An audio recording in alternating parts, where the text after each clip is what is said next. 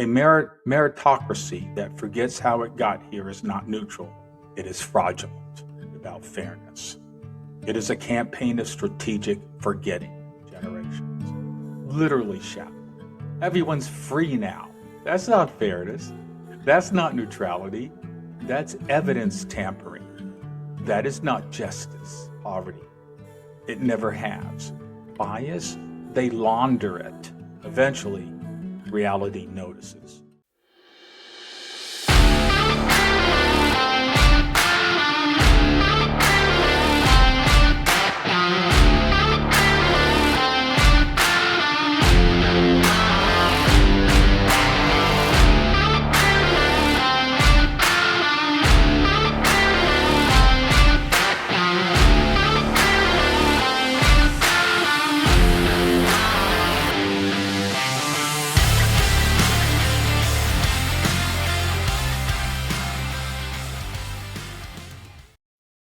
Hello, everyone.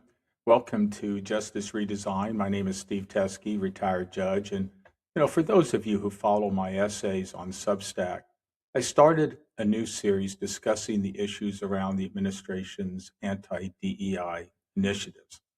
Where is it coming from? What is the purpose? And more importantly, is it really a good thing? These podcasts mirror the topics in the essays, but with a slightly different slant. Now, before we begin, I want to take a moment to set some expectations, because experience has taught me that conversations about DEI often attract quick reactions before they attract any careful listening.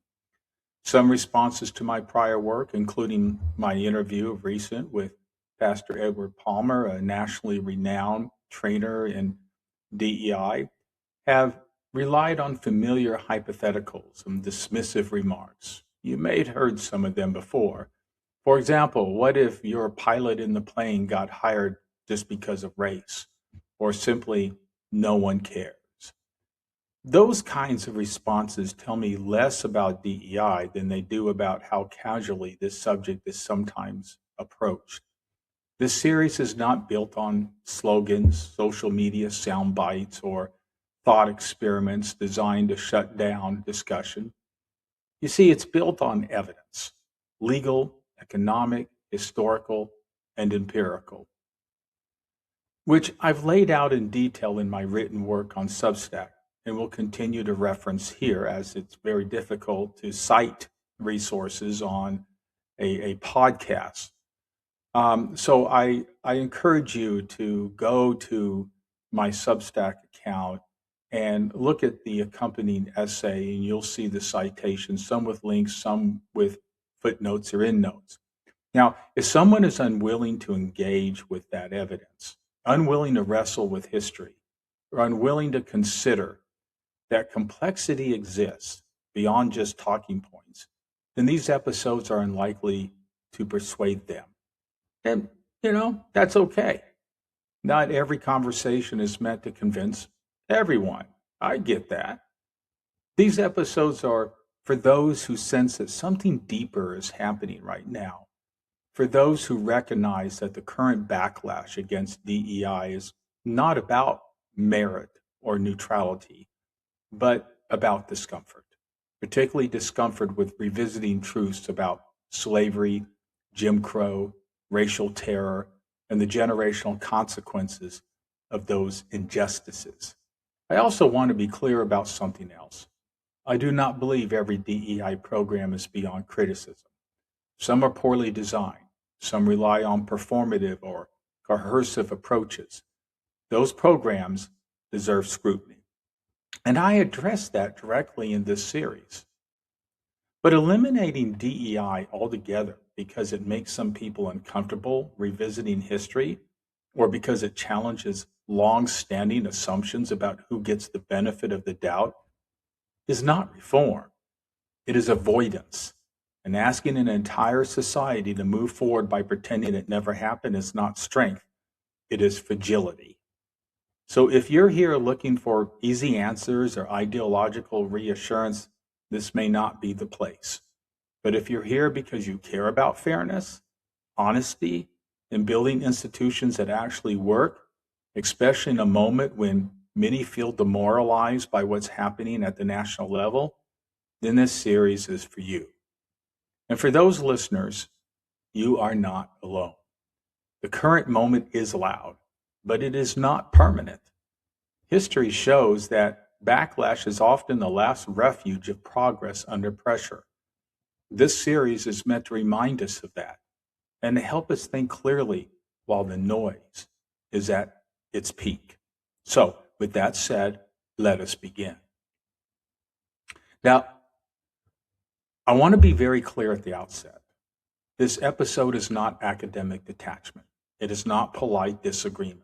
And it is not an exercise in both sides.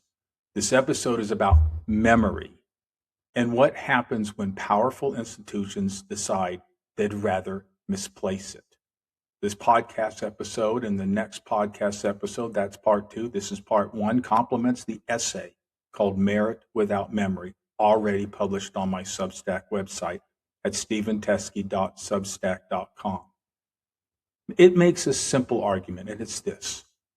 A meritocracy that forgets how it got here is not neutral. It is fraudulent.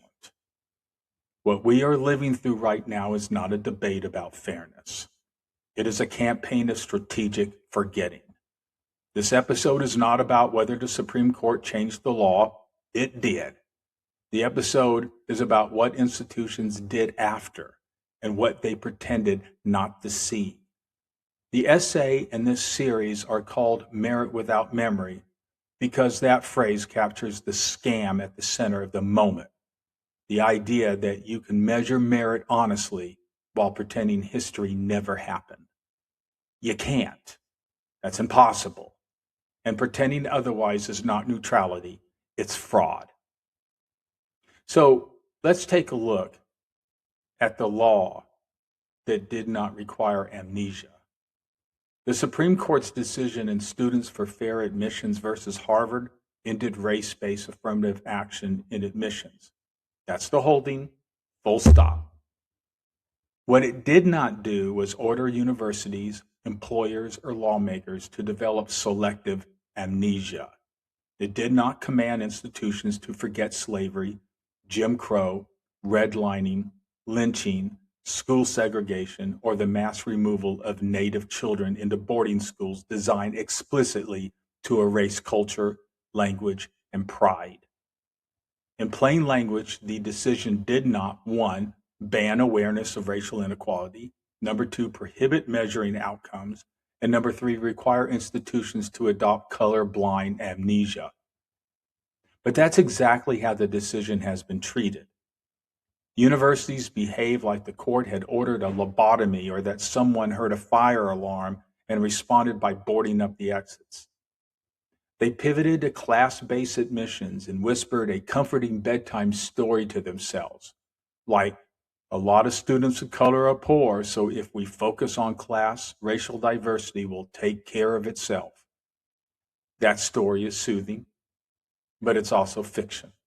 It's a lie. This bedtime story has no empirical support, no evidence, and it has already failed.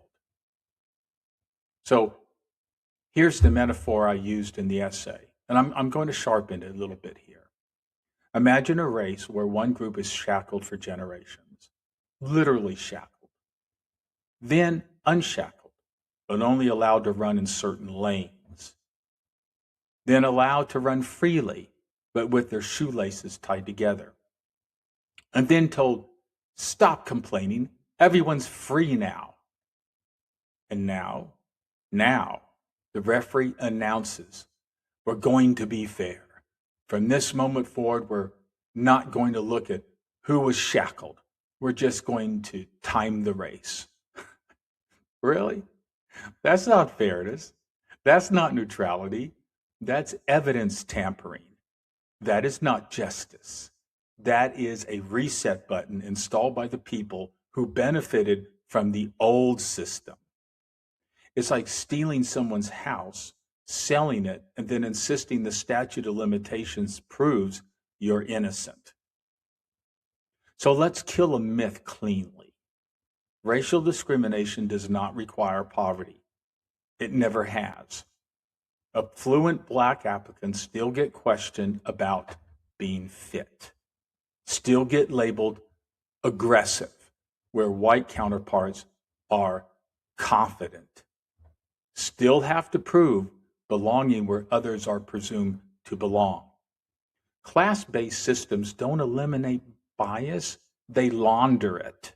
They give institutions plausible deniability while discretion does the dirty work. And discretion, let's be honest, is where bias goes to hide when it puts on a suit. In other words, racism doesn't usually announce itself with slurs or signs. It hides in discretion. Like, not quite the right fit. Or, oh, great resume, but, or how about this one? We went in a different direction. Class-based systems don't eliminate these judgments. They increase their power. Because now, when black applicants are filtered out, institutions can say, it wasn't race, it was merit. That's not fairness. You see, that's laundered exclusion. So here's where the satire ends and the evidence starts yelling. Elite institutions are enrolling more low-income students. Good. At the same time, African American enrollment is declining at many of those same institutions, especially elite law schools. The very pipeline that feeds judges, prosecutors, partners, and policymakers. That is not a coincidence. That is a system doing exactly what it was designed to do once memory was removed. When racial diversity declines under neutral rules, neutrality isn't working. It's working the way it's always has. Now, there's one more thing worth noting before we close. Systems that forget history don't just produce unfair outcomes. They produce bad decisions. When institutions pretend that context doesn't matter, they don't become more objective. They become less accurate. And here's the equal part no one likes to say out loud. Eventually, reality notices. Outcomes accumulate. Patterns emerge. Performance tells a story neutrality refuses to hear. You can ignore memory in the name of fairness, but the results will still show up somewhere else, often later, often quietly, and usually on a balance sheet. You can call it neutrality, but reality keeps receipts. We'll come back to that. This is where part one leaves us. Merit, stripped of memory, becomes a cover story. Neutrality, stripped of accountability, becomes camouflage. In part two, we're going to talk about the cost of that forgetting, not just moral, but legal, economic, and democratic. Because when institutions forget history, they don't escape it, they repeat it. Anyway, ladies and gentlemen, thank you for being here. And until the next time, please take care and be safe.